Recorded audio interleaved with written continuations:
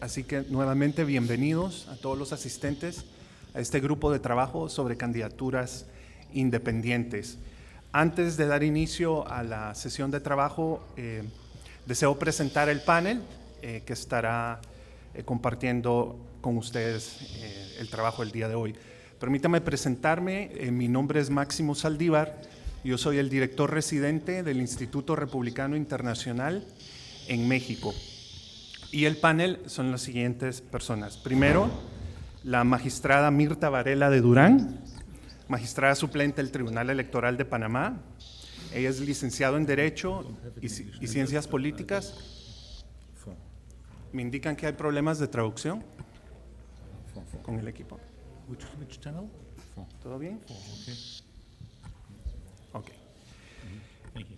La magistrada Varela tiene una gran trayectoria en el organismo electoral de Panamá, fue secretaria general del tribunal, miembro del cuerpo técnico de la Comisión Nacional de Reformas Electorales, jefa encargada de la Oficina de Prevención de Conductas y Ética de la Corte Suprema de Justicia, y aquí nos acompaña el día de hoy para compartir las experiencias de Panamá. El segundo miembro del panel es el señor Andriy Sajardunyuk, magistrado de la Corte Administrativa de Casación en la Corte Suprema de Ucrania. Él también es abogado, economista, con una gran trayectoria jurídica en su país, juez de la Corte Administrativa de Apelaciones, juez de la Corte Administrativa de Apelaciones del Distrito de Viedzhny, profesor también del Departamento de Teoría, Derecho y Derecho Administrativo en la Universidad Nacional de Donetsk. Y el tercer integrante del panel es el señor Wolfgang Brandstätter, ministro de la Corte Constitucional de Austria, doctor en Derecho por la Universidad de Viena y también con una gran trayectoria en su carrera jurídica y política también, miembro del Tribunal Constitucional, vicecanciller de la República de Austria y también como profesor de Derecho Penal y Derecho Procesal Penal en la Universidad de Viena. Así que muchas gracias a los participantes integrantes de esta mesa. Ya el día de ayer en una de las plenarias, específicamente en la de mecanismos de representación, se tocó de manera muy inicial el tema de las candidaturas independientes y es algo que esperamos profundizar el día de hoy con los distinguidos panelistas y con la participación activa de todos ustedes. Yo, como marco introductorio al tema, he traído algunas ideas que quiero dejar para generar el debate y la discusión sobre este tema tan importante. Ya lo dijo ayer en la presentación Daniel Sobato, director para América Latina de IDEA, de que todos los presidentes que fueron electos en este último año representan o vienen del sector partidario tradicional en América Latina. Pero por eso considero importante también resaltar aquellos candidatos independientes que estuvieron muy cerca o próximos de ganar una elección o alcanzar la presidencia. Y coincidentemente, aquí tenemos el caso de Ricardo Lombana, de Panamá, que ya la magistrada en su intervención nos entrará con los detalles específicos, quien sorpresivamente logró llegar en tercer lugar en las últimas elecciones en Panamá en este año, con más de 360,000 votos, lo cual ha sido pues, un caso extraordinario de un candidato independiente llegando tan próximo a una elección presidencial. No quería dejar de también mencionar mi país, El Salvador, donde en las elecciones del 2018 por primera vez logramos elegir a un diputado independiente para la Asamblea Legislativa de nuestro país. Este es un proceso que inició desde varios años, una lucha que encabezó la Sala Constitucional, a quien incluso se le llegó a criticar por querer legislar más allá de lo que le correspondía, pero fue una lucha que se logró con una reforma electoral profunda. En las elecciones del 2012 se hizo un primer intento, no quedó electo ningún diputado, y en el 2018 finalmente quedó electo un diputado a nuestra Asamblea Legislativa.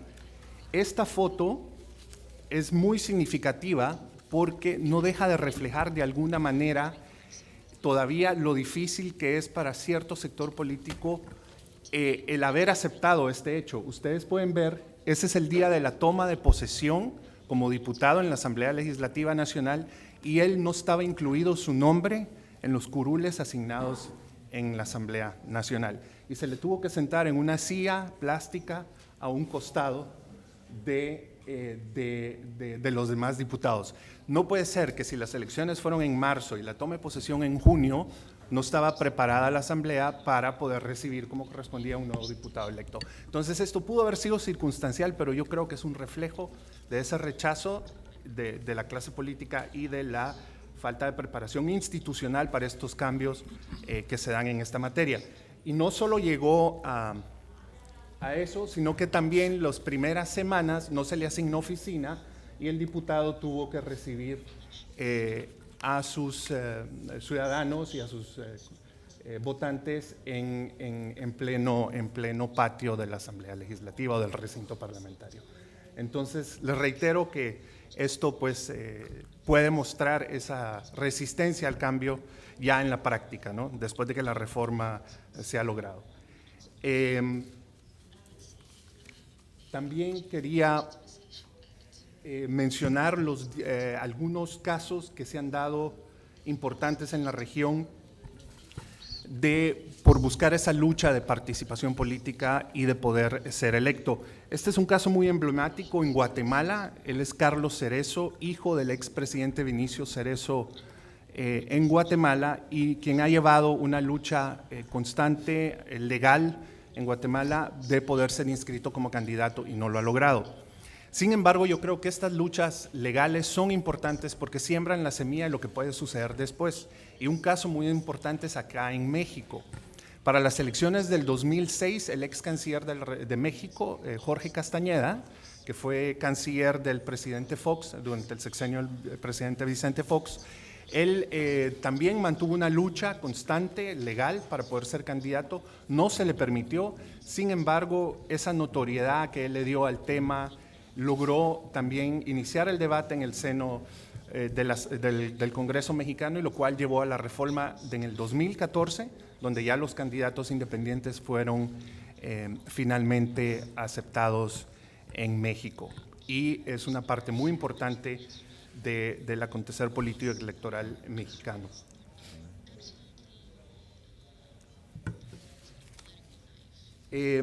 Algunos de los obstáculos que yo he podido identificar y que también los lanzo acá como parte del debate introductorio que vamos a generar son estos siguientes. Por supuesto, el debate inicia con ese derecho universal de poder elegir y ser electo, un derecho que está plasmado en la mayoría de las constituciones de nuestros países y así como en convenios y acuerdos internacionales, pero es cuando se da ese desbalance entre esa legislación primaria y con la legislación secundaria que no aplica esos principios en la realidad. Entonces yo creo que se tiene que comenzar con esa reforma legislativa que es la que sirve de base para formalizar. Después, decidir el modelo de representación de los candidatos independientes, eso ya pues, es materia de los entes electorales especializados, pero también siempre es un reto de cómo encontrar esa fórmula más adecuada para cada contexto de cada país y ese modelo de representación necesario. Luego, los requisitos y obligaciones, esto cada vez se hace más difícil. A veces para los candidatos independientes es sumamente difícil superar o alcanzar lo que establece la ley para ellos poder concretar sus candidaturas, los tiempos, la cantidad de firmas que tienen que ser recabadas, en fin. Y el financiamiento público, el cual siempre es un tema muy importante porque los candidatos independientes por lo general se mantienen en una desventaja al no poder acceder al mismo financiamiento público que los partidos políticos tradicionales, o si bien lo tienen, pero no en igual medida. Y, por supuesto, el acceso a los medios y, finalmente, el apoyo ciudadano. El apoyo ciudadano es un tema muy importante porque si bien las candidaturas independientes generan un atractivo y llaman la atención por ser algo diferente y se genera un entusiasmo inicial de parte de la población, al final eso no queda reflejado en los resultados electorales. Como pudieron ver en el caso de El Salvador, un candidato después de varios años de y de 2 elecciones de tener la normativa para los candidatos independientes, y en las últimas elecciones de México también, como ejemplo, se registraron 48 candidatos independientes para la presidencia, 3 quedaron finalmente aceptados por las autoridades electorales. Uno de ellos tuvo un problema de último minuto, quedaron solo 2 en la contienda, y una de ellas renunció después del debate presidencial, quedando solo un candidato independiente. Para el Senado también finalmente quedaron 7 candidatos registrados y ninguno logró obtener ser electo para el Senado. Y para la Cámara de Diputados en México, 37 participaron y tampoco ninguno quedó electo. ¿Esto qué nos dice? Que para que los candidatos independientes sean una opción válida, la ciudadanía o el votante tiene que verlos como una opción válida, porque si no, no logran el objetivo de ser electos.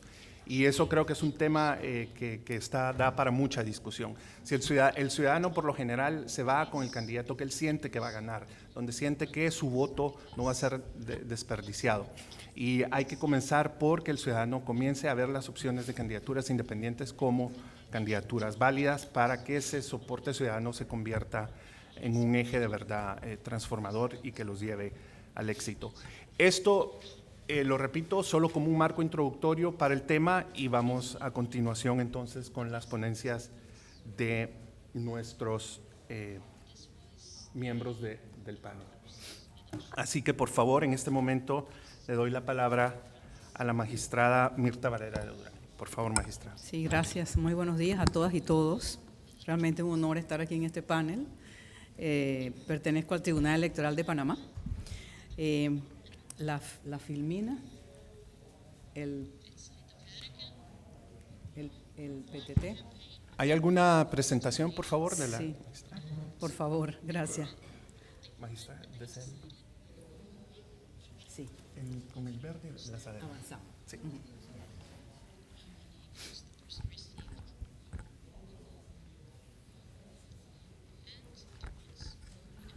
¿Ya? Ok. Sí, se me pidió que hablase sobre las candidaturas independientes. En mi país, por disposición constitucional, el término es libre postulación. La génesis de las candidaturas independientes datan del año 2004 en Panamá, a raíz de una reforma constitucional, y esto dispone que pueden correr como candidatos a libre postulación al cargo de diputados de la Asamblea Nacional, y luego se corrió también para lo que son los alcaldes, concejal y representantes de corregimiento. No obstante, a esta fecha no era posible que corrieran candidatos a libre postulación para el cargo de presidente de la República. Había una disposición en el Código Electoral que establecía que solamente podían ser postulados candidatos a la presidencia por los partidos políticos. Se presentó ante la Corte Suprema de Justicia una acción de inconstitucionalidad, y fue a través de esta acción de inconstitucionalidad del año 2012 que estableció que era inconstitucional la frase del Tribunal del Código Electoral que disponía que solamente podían ser los que eran postulados por partidos políticos. Entonces tenemos candidatos a la presidencia por la libre postulación a partir del año 2014. Ventajas. Pienso que una de las ventajas principales es que vienen como a refrescar el ambiente político, el escenario político, dado la desafección que hay hoy en día con los partidos políticos y la clase política tradicional, y no solamente en Panamá, tengo entendido que es un fenómeno a nivel mundial. Estamos en Latinoamérica, hemos visto los fenómenos, los últimos que hemos tenido en nuestros países de la región. Realmente esto es un laboratorio ahora mismo, estamos viendo de todo. Y esta desafección con los partidos tradicionales, pienso que abre el espacio para que se hagan reflexiones dentro de los partidos políticos de qué es lo que está pasando, por qué estas candidaturas independientes han tomado tanto auge, en qué hemos fallado. Yo pienso que la inmediatez de los planes de los partidos políticos no tienen planes a largo plazo, esta puede ser una de las causas, y que no están contribuyendo a las demandas que tiene el pueblo, la población, ¿no?, de nuestros países. Y entonces cifran sus esperanzas en las candidaturas independientes. Una ventaja podríamos decir o considerar que no responden a las élites tradicionales de partidos políticos, que ya ayer se tocó un poco el tema, que siempre tratan de dominar, de hacer una hegemonía. Esa es una cara, ¿no? Realmente los candidatos por libre postulación también serían como de repente puede ser una caja de Pandora. No sabemos realmente en un momento cuál va a ser su ruta, su camino, su orientación. En las desventajas, hemos considerado, por ejemplo, en Panamá solamente se admiten 3 candidaturas por la libre postulación por cargo. Esto ya fue a la Corte Suprema de Justicia en una acción de inconstitucionalidad y la Corte decidió que sí, que era constitucional que fueran 3 candidatos por cada cargo para los de libre postulación. Otra desventaja que tenemos o que se ha visto a todas luces fue la cantidad o la forma de la recolección de firmas. Realmente hoy en día en el Tribunal Electoral no contamos con un mecanismo o digamos con elementos como por ejemplo la biometría, que ya se ha estudiado, que posiblemente se va a implementar en las próximas elecciones, sino que las firmas se recogen y luego se validan a través digamos, de la visión de cada funcionario del Tribunal Electoral. Y en estas últimas elecciones del 2019 se tuvo que contratar personal extra, dada la cantidad, la avalancha que hubo de candidaturas por libre postulación. Entonces, este fue una de las desventajas que ellos siempre se han quejado, de la libre postulación, la manera como se validan las firmas. Pero es que realmente encontramos dentro de esas firmas hasta personas que eran difuntas, personas, inclusive falsificaron firmas de personas que eran funcionarios del Tribunal Electoral. Entonces había que hacer una depuración. También la parte esta de la intromisión de intereses externos con poder económico, esto no sucedió realmente o no se logró probar en las elecciones pasadas, recientes, ahora en mayo del 2019 en Panamá, sino que podrían ser, ¿no? En los partidos políticos hay influencia e intereses económicos detrás de cada partido, así que esto podría significar también una desventaja dentro de las candidaturas independientes. Otra desventaja es lo que siempre se han quejado los de libre postulación y es el caso del financiamiento no equitativo. Pero si vemos de otro ángulo, le damos otra mirada diferente, los partidos políticos tienen un engranaje, tienen una estructura compleja con organismos a nivel nacional, a nivel regional, que no es lo mismo que un candidato de libre postulación. Podrían llegar a contar los de libre postulados también con una estructura, pero a la fecha, por lo menos en Panamá, no han logrado equiparar a lo que tiene un partido político. No tienen una estructura también política definida y los candidatos no van a primarias y tampoco pueden hacer alianza. Esto es una disposición de la ley electoral en Panamá que ha sido muy criticada por los candidatos y es posible que vaya a una futura evaluación a la Comisión Nacional de Elecciones. Un poquito de cifras para que tengan una idea de lo que sucedió en el 5 de mayo del 2019. Teníamos 7 partidos políticos y 3 candidatos por libre postulación. En el caso específico, ya les dije que para cada cargo hubo 3 candidatos a la libre postulación a presidente, entre ellos el que se mencionó, el señor Ricardo Lombana. Y viendo las cifras, las candidaturas de los partidos políticos sumaron como entre principales y suplentes 9.682 candidatos. Versus la libre postulación, ellos postularon 1.570 candidatos. Los cargos a elegir en esta elección eran de 861. Eran 861 cargos. En Panamá se eligen cada 5 años todos los cargos. El cargo de presidente, diputados, alcaldes, representantes y también diputados al Parlacén, por 5 años, un quinquenio.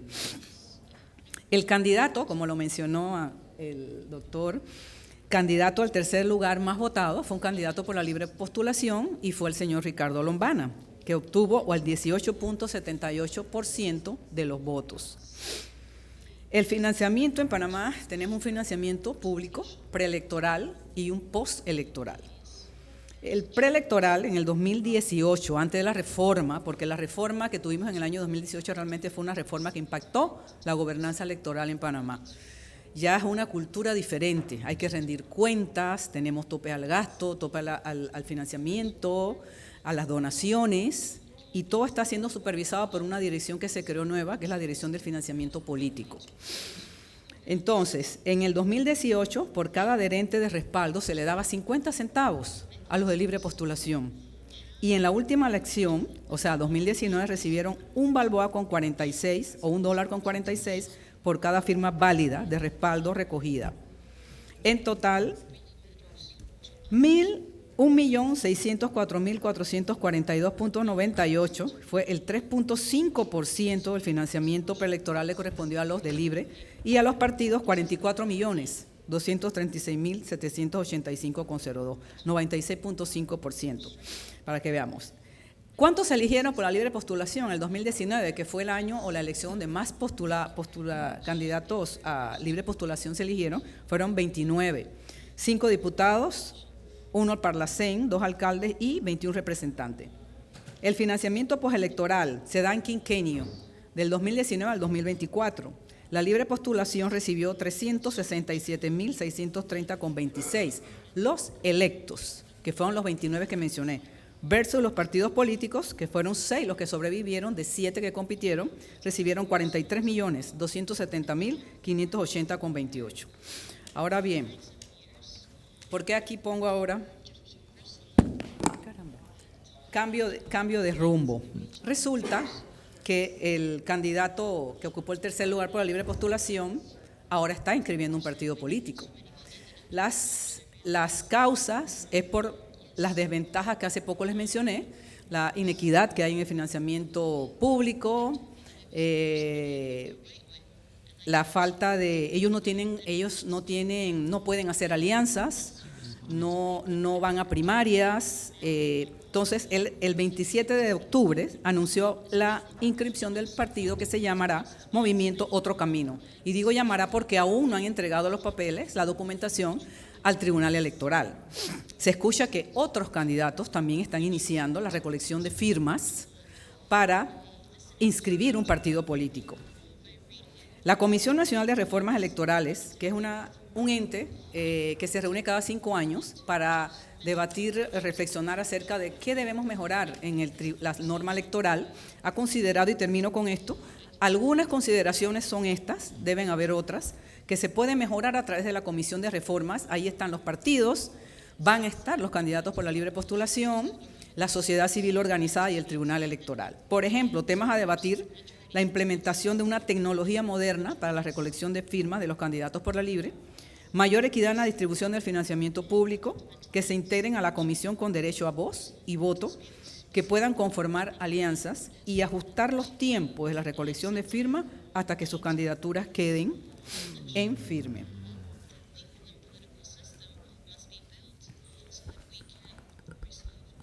Bueno, muchas gracias, esto es todo. Ahí tienen una imagen de mi país, de la ciudad de Panamá. Esa es una cara, hay otra cara triste.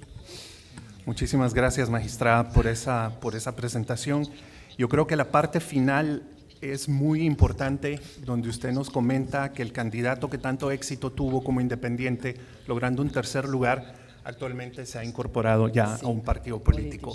Esto también es una muestra precisamente de que los candidatos independientes están ante esa desventaja y buscan precisamente ese apoyo para continuar su carrera política con una plataforma política electoral partidaria. Y esto se da en todos casos, en muchos países. Se me olvidó comentarles, Guatemala tiene una alternativa para candidatos independientes solo a nivel municipal, los que buscan una candidatura a un consejo municipal, que se llaman comités cívicos.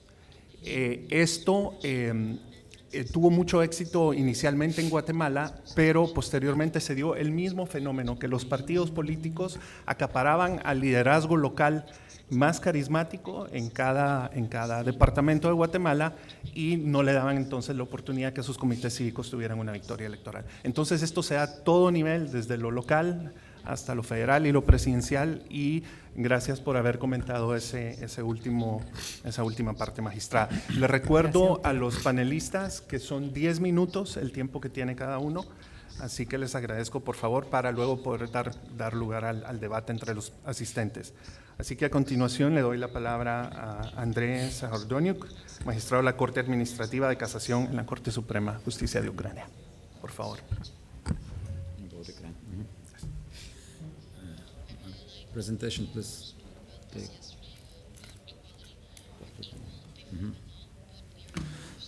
Thank you. Hi. Since English is not my native language, I will use my notes. So, since 1991, when the independence was proclaimed, Ukraine has tried different electoral systems. Ukraine has experience of electing the parliament with the involvement of independent candidates only. It is majority voting system. Forward. It is majority voting, as well as without the participation of independent candidates on the ground of closed party list proportional system. Presently, Ukrainian law provides mixed majority proportional system of election of parliament members.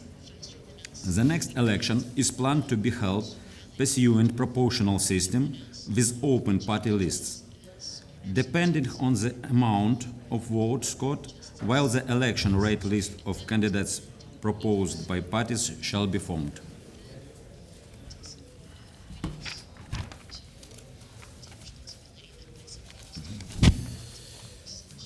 In Ukraine, it is considered that the majority voting system is based on negative rather than positive elements. Majority election interferes into forming political organization of society as well as represents a large corruption field, since inhabitants of sects can just sell their votes.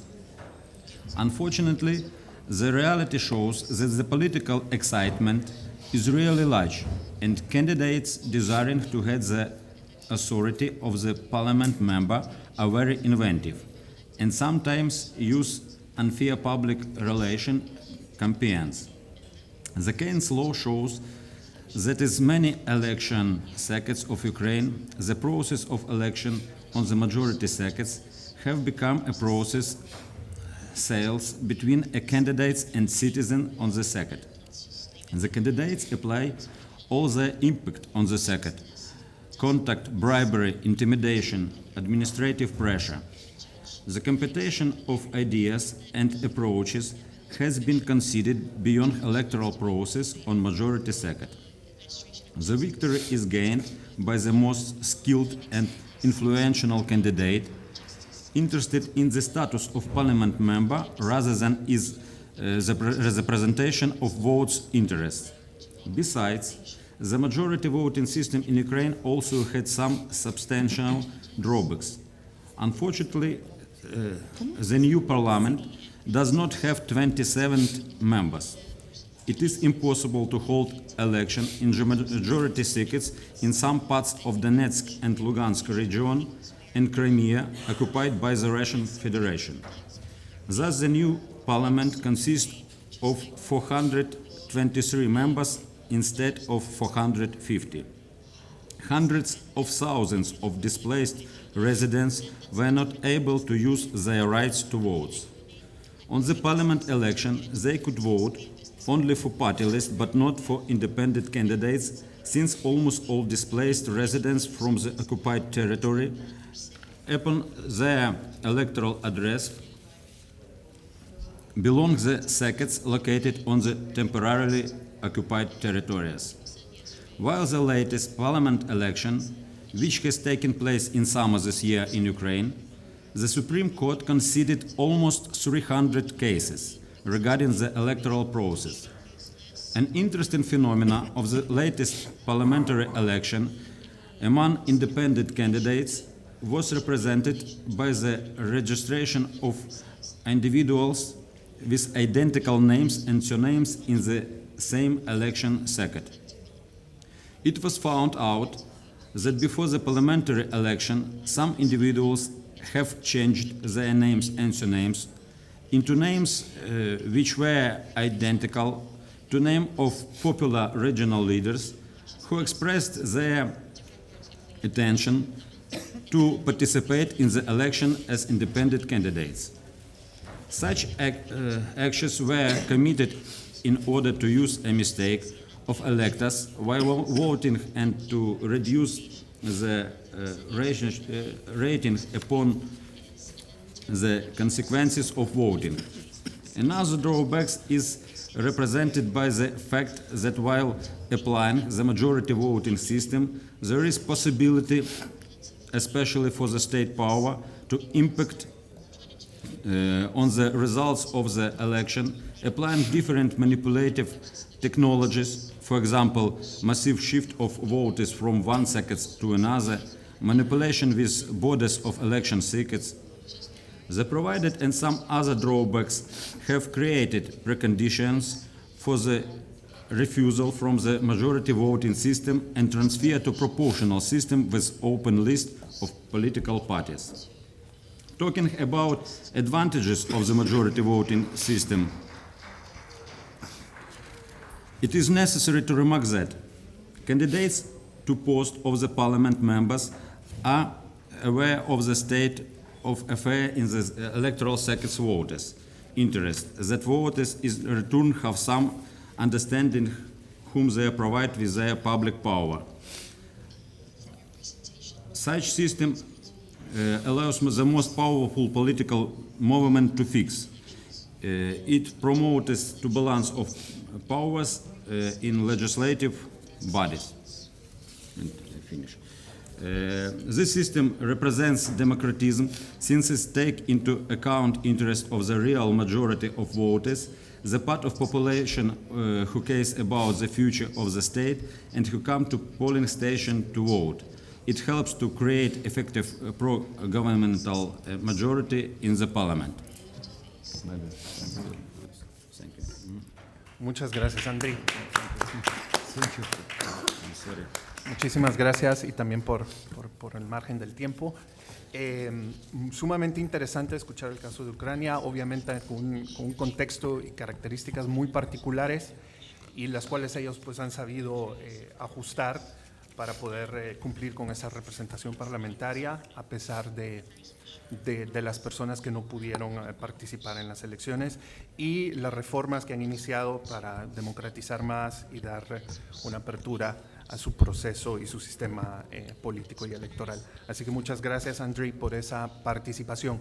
Les recuerdo a los asistentes que, además de escuchar las buenas prácticas de cada uno de los países que los panelistas representan, lo que queremos al final de esta jornada es aterrizar con algunas conclusiones concretas que puedan ser de utilidad para todos los miembros de esta red global.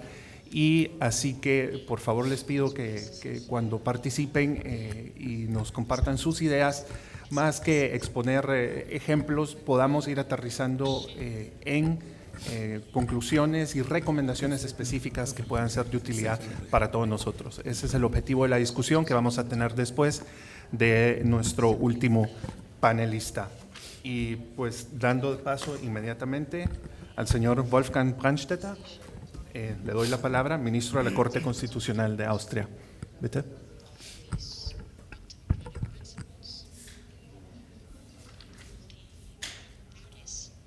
Okay. So it's my turn, Max, yeah? Yes. Okay. Well, Max, first of all, I have to give back this card to you. Yes, yes. And you don't need it now. We as the panel members, we are happy that you are giving us green cards and not the yellow or red ones we are used to from the soccer games. Okay, I will be in time. First of all, I want to say that it is a very great honor and pleasure for me to be here and to talk about this important issue seen from the Austrian point of view, which is quite similar to the point of view of the Ukraine, as I learned. a mixed system like you have and like most of the European countries.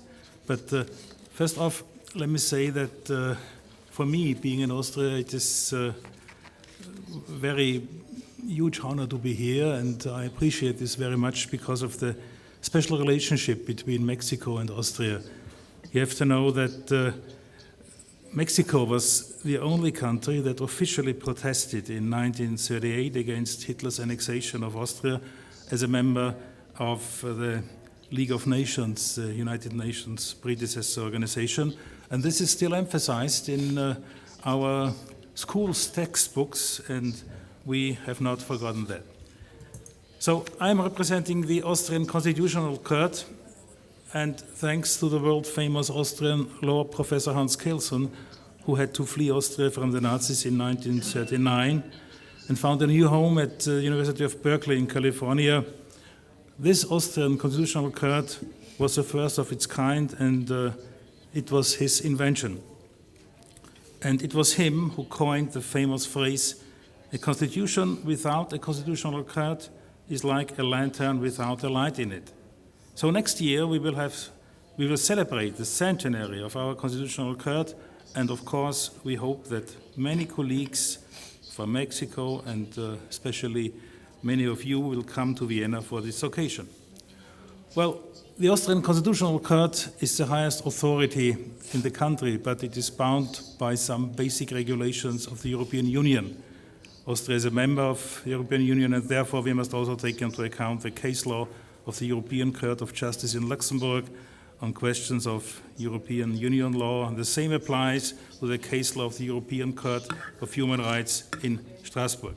However, the right to vote and election matters are largely a purely domestic legal matter, and our Constitutional Court has to decide about all electoral matters.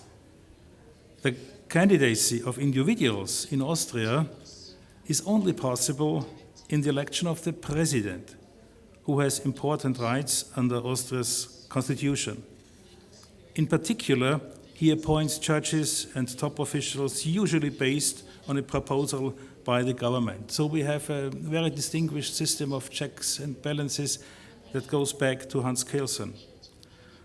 However, the president cannot really influence the actual work of the government, and in case of laws which the parliament has adopted by a sufficient majority, the president only reviews their constitutional conformity. However, the president's voice has weight. He has authority because he is elected as an individual by the people, directly by the people. Incidentally, the election of the last and currently acting Austrian president was challenged for the first time in our history by a competitor, and it was subsequently overturned by our Constitutional Court on account of formal errors, especially in connection with postal votings. And the presidential election had to be repeated in its entirety. This was a sensation, a negative sensation. It didn't change the result, but it had to be done. The formal requirement for the candidacy of a person, of an individual person for the presidential election, is just the submission of 6,000 supporting signatures of persons entitled to vote, whose authenticity is carefully verified, of course, and a small payment of a fee of about 3,000 euros. A person is allowed to vote at the age of 16, but the presidential candidate must be at least 35 years old. Our former and future chancellor would therefore currently be too young for becoming president, but it doesn't matter. Anyway, it seems to be clear that individual candidates, irrespective of political parties, have the advantage of greater connection to the electorate, as Max already pointed out. In our last presidential election, a formerly politically inactive retired judge, she was previously president of the Supreme Court, reached 20% of the vote without support from any political party. She was not elected president in the last consequence, but she used her popularity to be elected to the Austrian parliament later on the list of a smaller party that supported her, and benefited from her popularity she had gained through the presidential elections. But without being on the list of a party, according to our laws, she would not have had a chance to become a deputy in the parliament. So, in Austria's parliamentary elections, we can only vote for parties or groups of people who must first deposit their statutes or programs in the Ministry of the Interior so that they can be checked for constitutional conformity. We still have very strict laws against National Socialist activities in Austria, and parties supporting ideas like that would not be allowed to candidate for constitutional reasons. And the Constitutional Court would have to decide on these matters, as it is also the competent court for election matters anyway. But in Austria, it's easy to found a political party. You just have to have the support from 2,600 people, and your statutes have to be checked and accepted by the Ministry of Interior. And that's why we have almost 1,000 parties in Austria. But we only have, now there are 5 parties in the parliament, because you have to have 4% of all the votes to make your way into the parliament. So a lot of parties, but well, they just exist, but not more. And well, some of them are really funny. We have a so-called the Fed Up Party, trying to represent the people who are fed up. So they didn't make the way to the parliament. That does not mean that we don't have many people who are fed up in Austria, but of course they couldn't make the 4% barrier. The fact that only political parties or electoral groups, but not individuals, are admitted to the parliamentary elections facilitates a majority in the parliament. And this is very important to my mind. The president, when appointing the government, must ensure that the government also has a majority in the parliament. And the list voting, in which only lists of candidates of parties are allowed, is advantage for this purpose. With a lot of individual candidates in the parliament, it is of course more difficult to find a robust majority for a stable government, and that's the crucial point. Max, you told about the importance of trust. I agree, but whom should you trust in when there's no stable government and the parliament is running wild? That's the crucial point. And in order to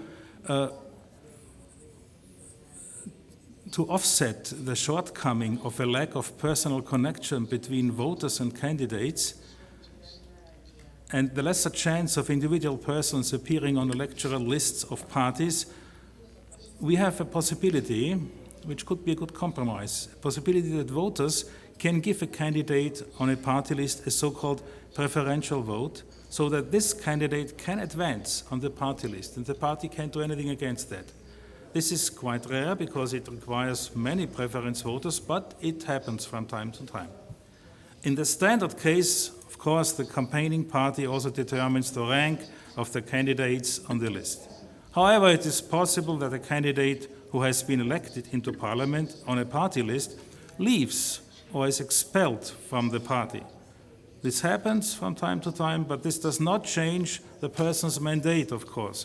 And he or she can remain in parliament on a so-called wild card until the end of the parliamentary term. In this way, even so, we have no individual candidates in the parliamentary elections. We sometimes have individual members of parliament who are no longer obliged to any party. Of course, they do not have a particularly strong individual relationship to their voters because they voted them as candidates of a party list. But in the last consequence, we see a conflict of objectives between electing individuals on the one side, better relationship to the voters, and enabling a stable majority in parliament to prevent government crisis on the other side. And, well, I'm coming to the end. All parties in Austria, they receive financial support from public funds. So elections are always expensive for the taxpayer. The extent of this public support has always been subject to political debates. But this is only valid for the parties being members of the parliament. Recently, these regulations have been tightened again, just a couple of weeks ago. A political party in Austria can only accept donations or other financial benefits up to a sum of 750,000 euros a year. And this is important, every single donation that exceeds 2,500 euros, a bit more than $2,000, must be reported to the Austrian Court of Auditors, which is an independent institution for budget control. The new regulations also made clear that the total amount of donations during 1 year is what matters, so it is no longer possible to avoid the obligation to report by dividing up the big donation into multiple donations of only 2,500 euros, which often happened in the past. So the political parties in Austria are mentioned and recognized in our constitution as the basis of our democracy, and this is their status, and therefore the parties have a legal right to public financial support. This is seen from our point of view. This is ultimately a worthwhile investment in democracy if there is transparency and oversight. Thank you for your patience.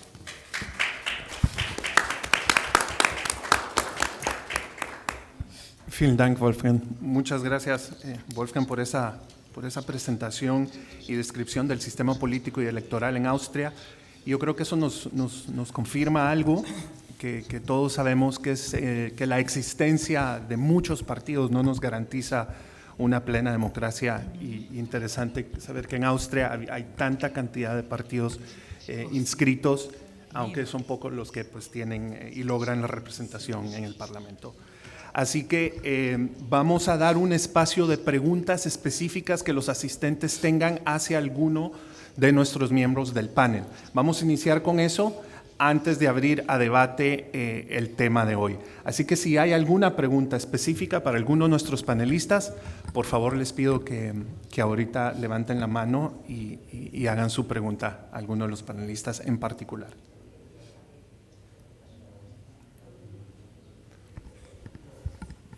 Sí, por favor.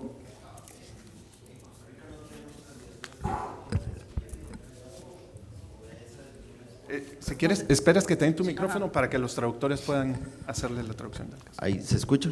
Ok, en Costa Rica no tenemos candidaturas independientes y eso se debe a decisiones políticas tanto del Parlamento como de los partidos.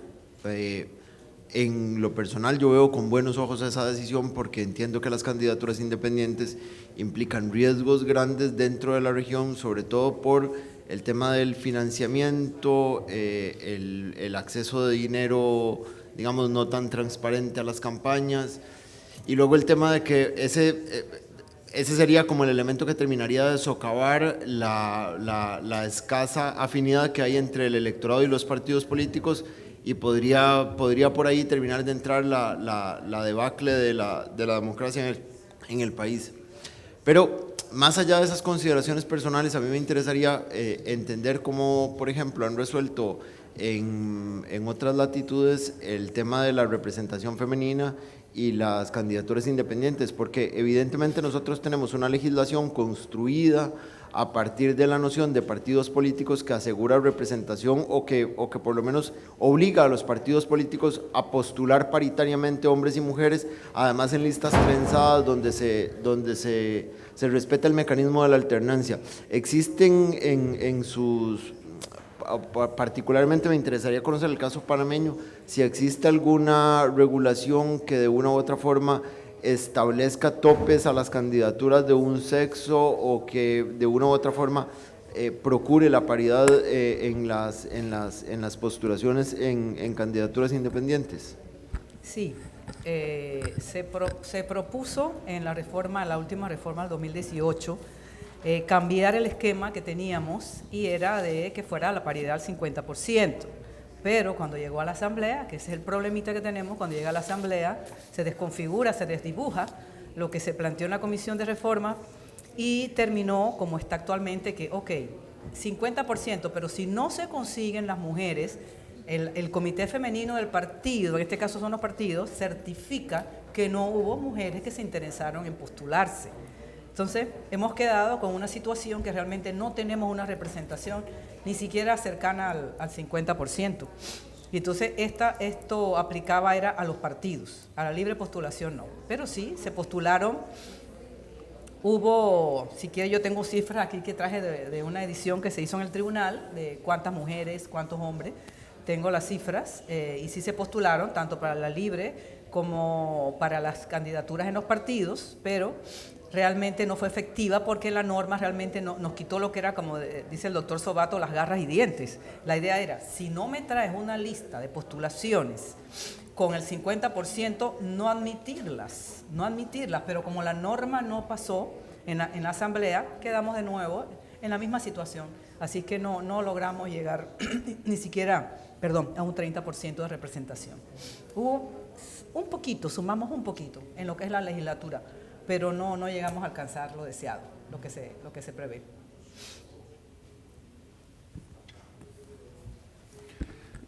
Gracias, magistrada. ¿Algún otro participante desea dirigirle alguna pregunta a alguno de los miembros del panel? Por favor, levantar la mano. ¿No hay ninguna pregunta? ¿Alguien quisiera, entonces pasamos a la discusión? Tenemos media hora antes de que finalice la sesión. ¿Alguien quisiera contribuir con algún aporte, alguna experiencia, alguna buena práctica que quisieran compartirnos, por favor, para la discusión de esta mañana? ¿Ninguno? Sí. Bueno, yo creo que… Sí, por favor, al fondo. My name is Ann Walsh Bradley, and I'm a justice on the Supreme Court of the state of Wisconsin in the United States. To any of you, but particularly in addressing the issue of women being involved as candidates in elections, what is being done, if anything, to encourage women to run for election? Are there some organizations in place that are working to increase the number of women candidates? I believe that a lot of this is socialization. Women don't believe they can do it, or oftentimes would prefer to play a more supportive role. And I think there is a need for encouraging women to run for elective office. So what instruments or organizations can you tell about that exist? Sí. En Panamá hay organizaciones como el Foro Nacional de Mujeres de Partidos Políticos que se encargan durante todo el año de hacer seminarios, capacitaciones a las mujeres que aspiran a ser candidatas o para fomentar, empoderarlas a que se animen a ser candidatas. Igual hay organizaciones también, el Tribunal Electoral también capacita a través del seminario y a través de la norma se aumentó la capacitación a las mujeres en los partidos políticos. Antes era un rubro del 10% del financiamiento, ahora se subió al 20%. Y hay un control más férreo de que en verdad se den capacitaciones, porque maquillaban algunas veces los informes y resulta que realmente no eran las mujeres las que estaban recibiendo las capacitaciones. Entonces, la verdad que el acceso a la mujer a la política se ha hecho bastante difícil por nuestra cultura y esto también parece inverosímil, pero hay mujeres diputadas en la Asamblea que ellas no creen en la paridad de género y dicen que ellas quieren que, así como ellas se sacrificaron, que todas las demás también lo hagan igual que ellas. Entonces, ahí se está trabajando en eso. Es realmente complicado. Muchas acceden cuando hay una reforma constitucional. Ahorita, en este momento, tenemos un debate fuerte en Panamá de reformas constitucionales y se quiere introducir el elemento de la paridad de género. Y, bueno, estamos en ese camino, que ha sido bien difícil. Nosotros hemos recibido herencia desde el año 1930. Hubo un partido feminista en Panamá, con unos objetivos muy claros y muy definidos acerca de mejorar la educación, la salud, no solamente de la mujer, sino de toda la población. Fueron mujeres que lucharon para que en primer lugar se diera el voto a la mujer, porque en Panamá hasta 1946 es que la mujer no podía votar. Antes de ese año podías votar si tenías determinada escolaridad, no cualquier mujer podía votar. Entonces fue a partir de 1946, así que fue una lucha realmente de muchas mujeres valientes y que todavía hemos alcanzado un poquito, pero realmente ha sido bien difícil cuando no tenemos que nos apoye una normativa, un precepto constitucional. Y otros elementos también que no tenemos en la legislación es lo que es en torno a lo que es la violencia política, que de hecho de facto se da, pero no lo tenemos tipificado. Tenemos violencia doméstica en nuestra legislación, pero violencia política no. Así que hay muchos factores que han impedido, pero vemos que cada vez más la mujer sí participa. Sí participa. Gracias. I have only, I'm Dhirendra Oja from Election Commission of India. Disculpe, todavía le iba a contestar Okay. la pregunta original a la participante que lo antecedió Just en wanted el uso de la palabra. To answer Por the favor. question, well, in Austria we have strict laws in favor of women for public service. That means if a man and a woman are applying for a job in public service and they have basically the same skills, you have to take the women. This is by law, and that means that, and this is a result, and you can check this, a huge majority of our judges and prosecutors is female now. So that's what we are doing by law. But of course you cannot tell the parties by law what they have to do with their candidates. No, but I can say that you can check this out in the Austrian media. It is really out of fashion for the political parties not to have enough female candidates. And usually each party tries to have half of the candidates being female, and this works quite well. So I think, as you said, it's a question of, let's say, social climate. I mean, it changed, of course, a lot during the last 20 years. And a party that would only have men as candidates, well, they probably wouldn't really have a chance. And by the way, I mentioned this example. During the last presidential campaign, we had two men being supported by their parties, and we had one woman who was not supported by any party. And she was a retired judge coming from the Supreme Court, and she made 20%. So 20% from nothing, without having any support. She just said, okay, I think there should be a woman in this electoral procedure, and I want to be a candidate, and I'm the candidate for the women, and well, I will do this. And in the last consequence, she became a member of the parliament, being supported then by a party that, of course, checked out the possibility to benefit from her popularity. And so this is the way things are going in Austria. So I think it's okay. It's a good situation for women in Austria, absolutely, especially in public service. Yo también le respondo brevemente y con permiso los traductores lo voy a hacer en inglés para que ella entienda. You asked about women.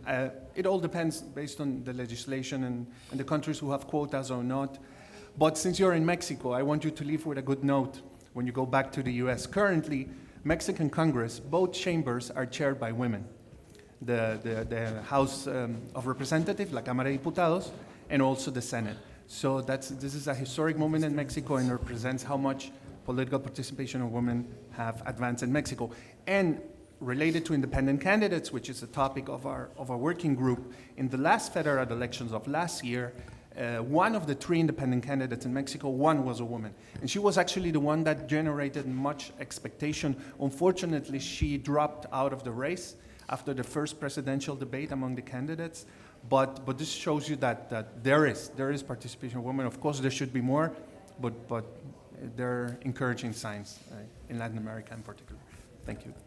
So we continue. Seguimos con recibiendo preguntas de los participantes. Por favor, el señor acá.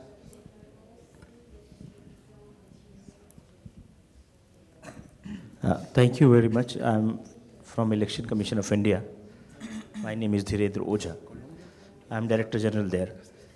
I just wanted to mention, in fact, most of the countries, especially in our region, the representation of women is not much. It is there. It is increasing every time. But I think it is my remark is that it should be representation should be given, or representation should be there at two levels. First is political party level, and second is in house. So what is happening generally, in house, of course, women representation is there, but at the level of political party, in political party system, it is lacking. So what is the situation in this part of world? I just wanted to know.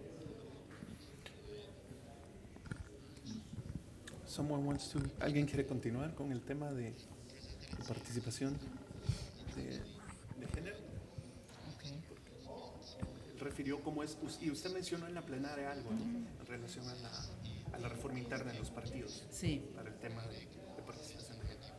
Sí, la reforma de los partidos políticos en la Comisión Nacional de Reformas Electorales se va a plantear nuevamente esta es una reforma a nivel del Código Electoral. Está también a la par, está caminando una reforma electoral, reforma constitucional, como acabo de mencionar. Pero a través del Código Electoral también se ha estado implementando la participación de la mujer, y se va a presentar nuevamente una normativa donde de verdad sea una participación del 50% y tratar de que vengan con listas donde sea obligatorio la participación tanto de la mujer como del hombre en igualdad de condiciones, en paridad. La Comisión de Reformas Electorales se va a instaurar ahora en el mes de enero, y por todo el año 2020 va sesionando junto con los partidos. El Tribunal Electoral llama a los partidos políticos, a la sociedad civil organizada, que está integrada por universidades, por los trabajadores, empresarios, y ahora también van a estar integradas por los candidatos por libre postulación. Entonces, vamos a tener un paquete de reformas electorales que se presentarían en el año 2021 a la Asamblea Nacional de cara a mejorar todas estas, digamos, lo que vimos que no nos salió muy bien, o cómo podemos hacer más perfectible. Desde ese punto de vista todo se puede mejorar. Y las mujeres cada vez más están exigiendo esa normativa de que se le dé el espacio y que se haga de forma obligatoria, que las listas se entreguen que conformadas por 50% y 50%. Nos llamó la atención mucho en las elecciones internas de algunos partidos políticos que ya implementaron, y eso fue una gran alegría para el Tribunal Electoral, donde en las elecciones internas de ciertos organismos implementaban la obligatoriedad de que fuera el 50% y no aceptaban listas que no tuvieran la paridad. Entonces, esto fue como un claro ejemplo y todos estuvieron de acuerdo a pesar de que la ley no lo exige. Entonces, fueron unos partidos que digamos que estaban yendo en avanzada y dan el ejemplo al resto de, no son todos los que tienen esa visión, pero sí hay partidos ya que miran, tienen esa mirada puesta en una mayor participación de la mujer. La verdad que la cultura muchas veces hace bien difícil. Por ejemplo, las mujeres, para que tengan un financiamiento económico, la mujer lo piensa dos veces, porque es la que está en el hogar. Se ha visto que el hombre, si tiene que empeñar la casa para obtener dinero para la política, eso lo hace, pero la mujer piensa 2 y 3 veces porque ahí están sus hijos, esa es su casa, su hogar, y hay situaciones culturales también bien comprometidas, ¿no? El rol que juega el hombre y la mujer. Gracias, magistrada. Muy bien, tenemos 15 minutos antes de finalizar y tenemos 3 intervenciones que ya fueron solicitadas, así que por favor le cedo la palabra al representante de Colombia.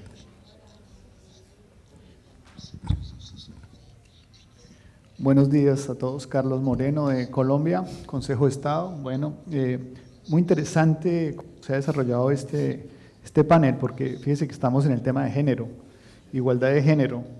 Me parece muy importante. Eso demuestra que es el tema de actualidad. Solo una anotación respecto de eso. En Colombia también hay una cuota para el género que es del 30%, pero lo curioso es que efectivamente no se logra, pero no se logra no por culpa de los hombres, sino porque desafortunadamente las mujeres no participan. Hay que buscar las causas por las cuales no participan las mujeres, pero no es precisamente un problema de diseño legislativo. Podríamos ponerlo en el 50, igual tendríamos el mismo problema. No salgo más del tema, quiero hacer una pregunta ya concreta, ojalá para todos si es posible contestarla. Y me llama un poco la atención el tema, que tampoco es exacto, pero llegaremos allá, de la financiación de las campañas. ¿Cómo hacen esa financiación de campañas en sus países, si esa financiación es pública o privada o mixta? Y si tienen un límite, unos topes. Y si esos topes, que es a donde quiero llegar, se hacen por candidato independiente o si se hacen para el partido. ¿Está claro? Gracias. Sorry, I didn't get the question because the channel is always changing. I didn't get it. Hat gefragt die Finanzierung von Parteien in seinen Ländern. Okay. Did you understand the question well about political financing, public or mixed or private for parties in Ukraine? Usted sí, magistrado, lo entendió perfectamente. ¿Quién desea comenzar a responder? Magistrado, por favor. Sí, en Panamá existe ambos financiamientos, tanto público como privado. Y producto de la última reforma del año 2018, tenemos tope. Decía yo que había un cambio cultural, porque ahora hay rendición de cuenta, pero muy, muy minuciosa, que va a llevar la Dirección de Financiamiento Político creada hace 2 años por el Tribunal Electoral, producto de la reforma, porque van a haber, están ya en la ley, topes al gasto, topes a las donaciones. Entonces, tanto para los candidatos por partido político como por la libre postulación. Y es muy enérgico también la rendición de un informe pasada la elección acerca de las donaciones. Entonces, hay un seguimiento a partir de la producto de la reforma del 2018, la reforma electoral, en ese sentido de que hay topes al gasto, como mencioné anteriormente, a las donaciones, y esto tanto para el financiamiento público como para el financiamiento privado. Bueno, son las consecuencias, hay sanciones, por ejemplo, aquellos que sobrepasan el gasto, se le pone una sanción de el doble al monto que se pasó. Ya hemos tenido algunos casos en que pasó. También los que no entregan el informe de ingresos y gastos, hay una sanción en 3.000 balboas, aquellos que no la han entregado. Entonces, una sanción pecuniaria que es dura, ¿no? Yo sé que hay otros países como Ecuador que le suspenden el ejercicio de derechos ciudadanos a aquellos candidatos, lo escuché hace poco, que no cumplen con la entrega del informe. O sea, es una sanción durísima también en Ecuador. Así es que, bueno, Panamá, gracias a Dios, a través de esa reforma que fue bien, impactó bastante el sistema, pensamos que hemos controlado, y a través también de los medios. Panamá, hablando un poco de todo, en cuanto a las redes sociales, hizo pactos, se acercó a estas plataformas y hicimos acuerdos. Empezamos con algo muy sencillo en Panamá, la firma del Pacto Ético Electoral. Incluimos a los políticos, incluimos a los medios de comunicación, de radio, prensa, televisión, a todos los ciudadanos que quisieran suscribirse, y lo hacían de forma digital, en línea. Entonces, eso fue un boom que empezamos por ahí. Y entonces fue bien exitoso el control de las redes sociales a raíz de estos acuerdos que llegamos con las diferentes plataformas. Así que pienso que ahí fue un gran avance también, producto también de las reformas del año 2018. Sí. Okay. Wolfgang, André, Okay. Fine. Thank you, Max. Just to answer this question, the parties in Austria, as I said, they get financial support from the public, from the taxpayer, and this, of course, depends on how successful they are, and it depends on the number of candidates they have in the parliament. So, in the last consequence, as far as I know, last year for all the parties in 1 year, the public support was a bit more than 100 million euro. That's, well, that's huge. But the advantage is it gives stability, and it's totally transparent. It has to be transparent. And besides that, as I told you, if parties or even individual candidates for the presidential elections are supported by private persons or by companies, we have a limit per year with 750,000 euros and with 2,500 euros for each and any donation. So they have to be reported. So this is absolutely transparent, and this is necessary. And the only thing we have besides that is, well, the membership fee for parties. This doesn't play any role. This is an advantage, especially for the Social Democrats. They have a lot of members and membership fees. Well, that's not much. This is okay, but each and any donation above 2,500 euros has to be reported, and so it can be controlled. And there could be huge sanctions if there would be infringements against these rules. And I just wanted to mention that there was another question that had to do with the difference between parties and movements, I think. And I just wanted to say, seen from our point of view, I mean, we learned during the last years, not only in Austria, in the whole of Europe, we learned that sometimes parties, well knowing that they are somehow not popular, they are trying to hide behind a movement, like En Marche in France or in Austria the same. The leading party just changed the color. But I mean, this is, let's say, a bit populistic, but it's not real populism, because to my mind, and I'm totally convinced that this is very important, parties, according to our law and constitution, they are constructive. They enable stability.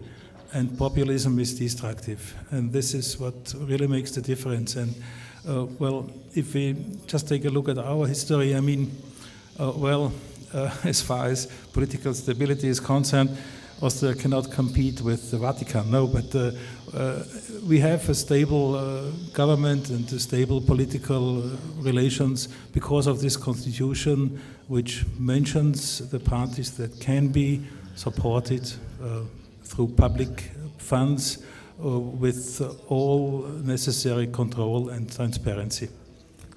Danke, Wolfgang. Andrei. About Ukraine, in general, there are two sources of financial candidates, state financial and private financial.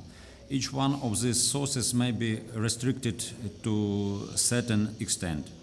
In my opinion, both financial systems have to be applied for financing independent candidates. But only transparent formation of private and state financial, as well as transparent accountability regarding use funds, will make sure of real independence of candidates and their desire to be effective representatives of their electors. Gracias. Gracias, Andrei. Muy bien, tenemos las dos últimas intervenciones. Por favor, el representante de Sudáfrica. Good morning. I'm Justice Mba. I'm the Judge President of the Electoral Court. I also sit on the Supreme Court of Appeal in South Africa. French.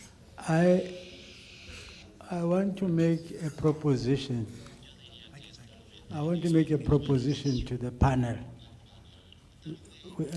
which is this.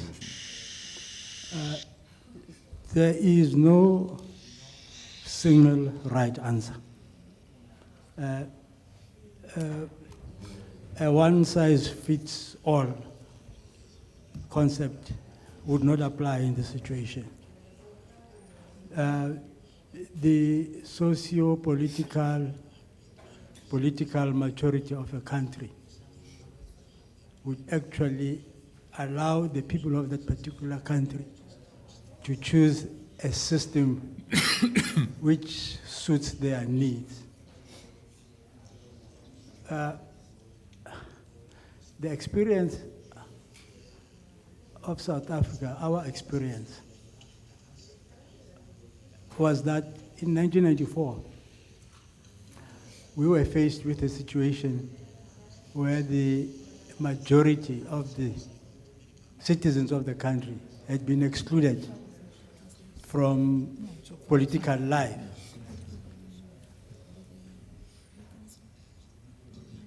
Can I continue? Please, Judge, continue. Yes. And we said and deliberated, and we were all agreed that independent candidacy would not work. And that to afford everybody an opportunity to participate in the political life of the country, the party proportional representation system was the best. It suited our needs at that particular time. I remember a particular question that arose is what has just been asked now about the inclusion of women. Because we found that actually women had suffered a double oppression. There was the political oppression and also the patriarchal question and all that. And we were all agreed that the party political system was best suited to address that situation of women. And so all parties, by law, they've got to have 50% representation. If we had gone the other way of independent candidature, we would not have achieved that. So my proposition to you is that there is no single right answer. You can't say it's not a one size fits all. Presently, we've got a mixture of both. I mean, at the local level, ward elections, you'll have an independent candidate there. Because if at all a tap is broken or a sewage is broken, you can't go to a party. You go to the ward councillor and say, look, why is that street or whatever is not fixed? So, I want to emphasize that there's no single right answer. Thank you. Thank you very much, Judge, for your thoughtful participation. And you're right, it's hard to find the correct answer sometimes, but we'll have to continue to the search. Now, pasamos a la última participación, por favor, de Alemania, antes de que demos por cerrado este grupo de trabajo. Hello, my name is Laura Hasse and I'm working for the German Parliament. Thank you very much for the chance to make a short, and I really keep it short, statement on our actual topic, which is independent candidates, right? Coming to the German Parliament, in Germany it is not very common to have independent candidates in the German Parliament, and it's very similar to what Mr. Brandstätter perfectly explained for Austria. So let me give you some interesting facts on that as it is regulated in Germany. So we have, at the moment, we have 4 independent candidates in the German Parliament, but they do have less power than the others, and they do not have a lot of influence in the German Parliament. So they, of course, they can advise and they have the right of speech in the committees, but they're not allowed to vote for a law, which I think is very interesting. And also their right of speech in the plenary is limited. So some of you might, probably Mr. Brandstätter might know her. One of the famous independent candidates currently is Frauke Petry. She was speaker of the AfD and she's one of those. So yeah, I just wanted to give you some facts how it is regulated in Germany. Thank you. Muchas gracias por su participación. Bien, estamos llegando ya a la finalización de este importante grupo de trabajo.